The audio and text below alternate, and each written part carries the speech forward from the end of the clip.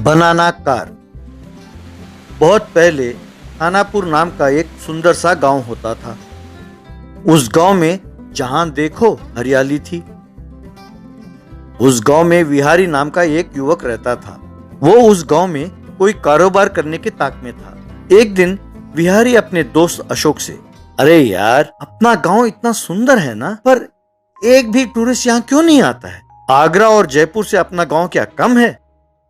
अरे, टूरिस्ट के आने के लिए लोकेशन का अच्छा होना ही काफी नहीं है, उसकी कोई खासियत होनी चाहिए ना। नहीं तो कम से कम कोई सेंटर ऑफ अट्रैक्शन तो होना चाहिए। अपने गांव में कोई बौद्ध स्तूप तो है नहीं, तो कोई टूरिस्ट यहाँ क्यों आएगा भला? अरे, तुम सच कहते हो यार। इसीलिए मैंने एक प्लान सोचा है। अपने गांव के केले बहुत मशहूर है ना, इसीलिए मैं एक बनाना कार बनाकर एक ट्रैवल एजेंसी चलाऊंगा। खूब पब्लिसिटी करके अपने गांव को एक टूरिस्ट प्लेस में बदल दूंगा। देखना, कुछ दिनों में विहारी ने एक बनाना कार बनवाया।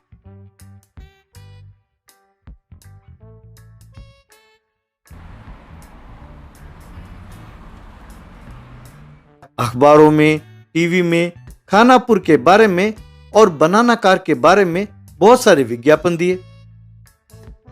एक दिन एक टूरिस्ट उस गांव में आया। उसे विहारी अपने बनाना कार में बिठाकर एक झील के पास ले गया।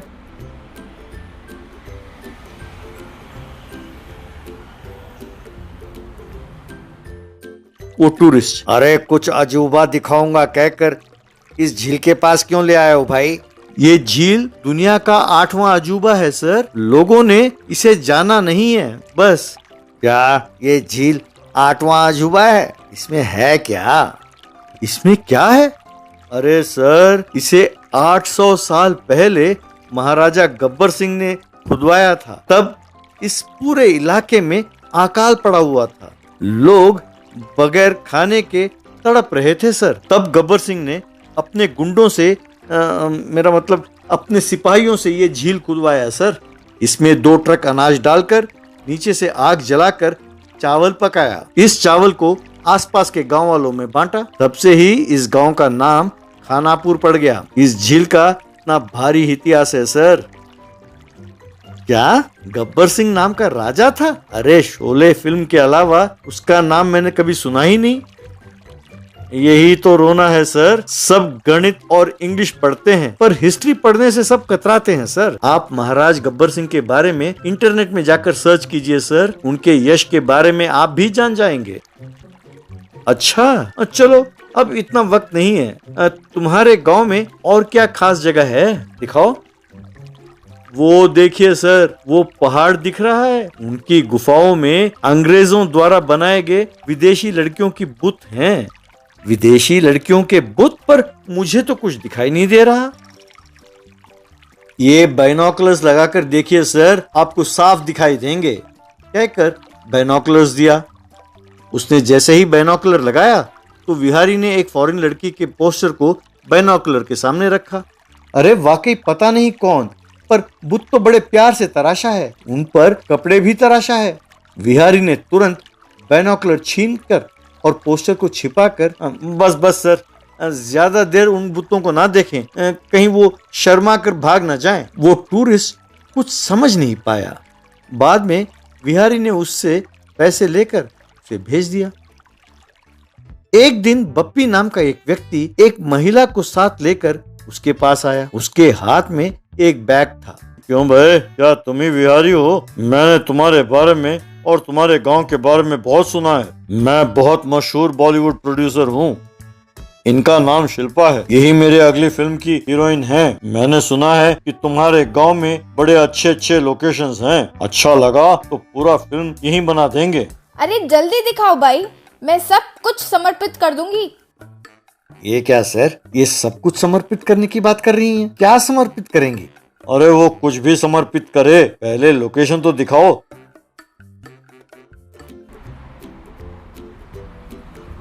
विहारी उन्हें एक खेत के पास ले गया।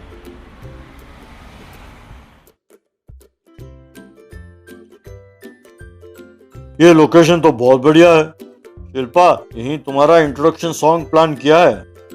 अच्छा, सच? तो मैं इससे सब कुछ समर्पित कर देती हूँ। अरे रुको, सब इसे ही समर्पित करोगी तो मुझे क्या समर्पित करोगी? विहारी कुछ समझ नहीं पाया।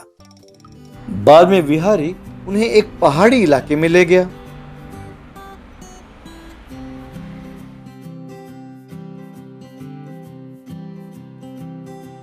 शिल्पा, यही विलन्स के साथ तुम्हारा क्लाइमैक्स फाइट फिक्स करता हूँ। तुम लात मारोगी तो विलन्स उछल कर खाई में जाकर गिरेंगे। अरे वाह, क्या लोकेशन दिखाया है। अब मैं समर्पित किए बिना रह नहीं सकती। कहकर बैग में से पैसे निकालकर विहारी को दिया। अरे समर्पित करने का मतलब ये था? मैंने तो कुछ और ही समझा था। वैसे गुरु, प्रोड्यूसर तो आप है ना, तो पैसे ये क्यों दे रही हैं? अरे वो अब मेरे हाथों से पैसे खर्च करूं तो रास नहीं आता, इसीलिए इस लड़की से समर्पित करा रहा हूँ। मेरा मतलब है खर्च करा रहा हूँ। अब तुम ही हमारी फिल्म के प्रोडक्शन मैनेजर हो। हम कुछ दिनों तक इसी गांव में ठहरेंगे। हम अच्छी तरह से प्लान करेंगे, फिर फिल्म शुरू कर देंगे। हमारे लिए कोई होटल ढूंढो। सर, ये तो खुशी की बात है, पर हमारे गांव में कोई होटल नहीं है सर। आप चाहो तो हमारे घर में ही ठहर सकते हैं। मैं सारा इंतजाम कर दूंगा। अच्छा, तो मैं तुम जो चाहो समर्पित कर दूंगी। इस तरह विहारी ने उन्हें अपने घर में ठहराया। अगले दिन शिल्पा, हाय रे, मेरे रुपए का बैग गायब है, बप्पी भी गायब है। विहारी ने आकर, ये क्या कह रहे हैं मैडम, पैसे तो उन्हीं के हैं ना, तो अपने पैसे लेकर कोई गायब होता है क्या? यूं कह ही रहा था कि पुलिस बप्पी को पकड़कर वहां आई। क्यों, क्या तुम ही विहारी हो? जी हाँ सर, मैं ही हूँ। इस फिल्म का प्रोडक्शन मैनेजर भी मैं ही हूँ। अच्छा, तो चलो थाने। थाने क्यों सर? मैंने क्या किया?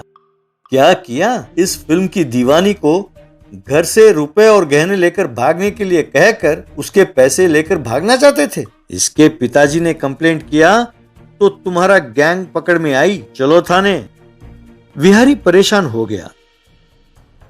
फिल्म के लिए सब कुछ समर्पित करना चाहती थी मैं, और तुम बिना फिल्म बनाए ही पैसे ऐंठना चाहते थे।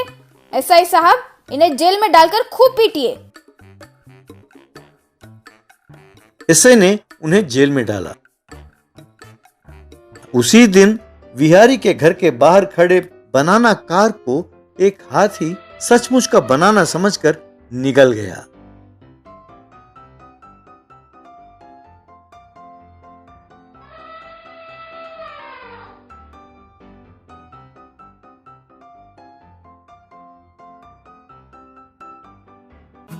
मैनहोल पेट्रोल वाला कुआं। एक गांव में चीटिंग चेतन नाम का एक व्यक्ति रहता था। वो बहुत चालाक था, इसीलिए उसने चीटिंग को ही अपना धंधा बना लिया था। एक दिन वो एक किराने की दुकान पर गया और ताजमहल चाय का एक पैकेट देना भैया। वो लेकर बाहर आते ही एक आदमी कैश बैग के साथ था। वो दूसरे आदमी से, सर, इस गांव में कोई अच्छा रियल एस्टेट ब्रोकर है, जरा बताना। चेतन तुरंत जाकर, सर आप जाइए, मैं देख लूंगा, कहकर उस दूसरे आदमी को भेज दिया। उस कैश बैग वाले आदमी से, देखिए बॉस, इस गांव की सारी जमीन मेरी है, मैं उन्हें नहीं बेचूंगा। इतना ही नहीं, इस गांव का समुंदर भी मेरा ही खरीदा हुआ है। मछुआरों को मैंने लीज पर दिया हुआ है, इसीलिए इस गांव में एक गज जमीन भी नहीं खरीद सकते। अरे भाई, अब मैं क्या करूं? परसों ही एक कंपनी वालों को मैंने अपना जमीन बेचा था, उन्होंने इसे खरीद कर मुझे ये पैसे दिए हैं। मैं एक अच्छा प्रॉपर्टी ढूंढ रहा हूं। आप अच्छे आदमी लगते हो। ठीक है, मैं आपको ताजमहल बेच देता हूँ। क्या ताजमहल आपकी है? मैंने तो सुना था कि वो सरकार की है। अरे भाई, इसी को अधूरा ज्ञान कहते हैं। सरकार ने वैलेंटाइन डे के दिन उसे नीलाम किया था, उसे मैंने खरीद लिया। ये बात इस गांव में सब जानते हैं, चाहो तो देख लो, कहकर किराने वाले से, क्यों भाई, मैंने क्या खरीदा? ताजमहल। देखा? अरे आप तो बहुत अमीर हैं। वो ताजमहल मुझे किसी तरह दिला दीजिए सर, मैं भी अपने पत्नी से बहुत प्यार करता हूँ, मैं उसे तोहफे में दे दूंगा। ठीक है ठीक है, बैग में कैश कितना है? 25 लाख हैं सर। वो पैसे मुझे दे दो और सीधा आगरा चले जाओ। ताजमहल के बाहर सिक्योरिटी वालों को मेरा नाम बताना, तुम्हें रजिस्ट्रेशन के कागजात दे देंगे। सर, आपका ये एहसान मैं जिंदगी भर कभी नहीं भूलूंगा। कोई बात नहीं, पर एंट्री का टिकट को बढ़ाना नहीं, फॉरेनर्स बहुत बुरा मानेंगे। बाद में चेतन वो पैसे लेकर उस गांव से फरार हो गया। दूसरे गांव में गाड़ी में पेट्रोल खत्म हो गई तो चेतन ने सड़क के किनारे 1 लीटर पेट्रोल का बोतल खरीदा और पैदल जा रहा था। तभी एक आदमी सोने के गहनों से सजा हुआ एक मैनहोल के पास खड़ा होकर उसे देखते हुए, यूं सड़क के बीचों बीच ये लोहे का ढक्कन क्या है, अंदर क्या होगा? ये कोई मोटा बकरा है, इसे फांसना होगा सोचकर उसके पास जाकर, चलो चलो दूर हटो, हटो दूर, इसे क्या समझते हो? वो आदमी सहम कर, ये है क्या सर?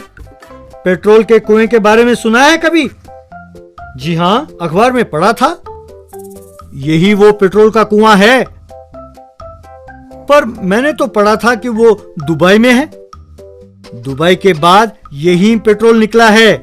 इन कुओं को मैंने ही खुदवाया है। मैंने अब तक रोड नंबर 5H, 6A और 7B वाले सारे कुओं को बेच दिया है। ये एक बचा है। सोच रहा हूँ कि कोई बुद्धिमान मिले तो उसे मैं बेचूं। वो ऐसे देख रहा था मानो विश्वास ना हो। क्यों, यकीन नहीं होता? अभी दिखाता हूँ, कहकर मैनहोल के ढक्कन को खोला। थोड़ा पीछे हटो, कहकर पीठ पीछे से हाथ में बोतल वाले ढक्कन को खोलकर मैनहोल में पेट्रोल डाला। फिर माचिस जलाकर उसमें डाला। वो भक करके जला। ये देखकर वो व्यक्ति, अरे बाप रे, सच ही तो है, ये तो पेट्रोल वाला कुआं ही है। भैया कृपा करके इसे मुझे बेच दो, मैं बहुत बुद्धिमान हूँ, चाहो तो देख लो। ये सोचकर कि पैसे होंगे तो खर्च हो जाएंगे, मैंने सोने का गहना खरीदा और पूरे शरीर में पहन लिया। सच्ची? भाई तुम तो बहुत बुद्धिमान हो, अब तुम ही इसे खरीद सकते हो। वो सोना देकर इसे ले लो। तुम तुरंत इस पर अपना नाम लिख दो, नहीं तो कोई कंफ्यूजन हो जाएगा। कल से टैंकर में पेट्रोल भरो और उसे पेट्रोल पंप पे जाकर बेचना। बस अब से तुम मुनाफा ही मुनाफा कमाओगे। वो खुश होकर अपने सारे गहने उतारकर उसे दे दिया। अगले दिन एक सीवेज कर्मचारी उस मैनहोल के पास आया। उस ढक्कन पर बुद्धिमान बाबू नाम देखकर हैरान हुआ। वो ढक्कन खोलकर अंदर गया। इतने में बुद्धिमान एक पेट्रोल टैंकर के साथ वहां आया। मैनहोल में पाइप डालकर, जरा मोटर ऑन करना। तभी वो कर्मचारी बाहर आया। ए, तुम लोग क्या कर रहे हो? ड्रेनेज पानी को टैंकर में क्यों भर रहे हो भाई? ड्रेनेज पानी क्या है, ये तो पेट्रोल है ना। ड्रेनेज कर्मचारी ने उसे जोर से थप्पड़ मारा। अच्छा, तू ही है जिसने अपना नाम यहाँ पर लिखवाया था। चुपचाप जाते हो या पागल खाने फोन करूं? बुद्धिमान दंग रह गया। एक बार चेतन किसी को रेलवे स्टेशन बेच रहा था कि पुलिस ने आकर उसे अरेस्ट किया। इसलिए धोखा देना ही धंधा बनाकर कई लोग घूम रहे हैं। सावधान रहें।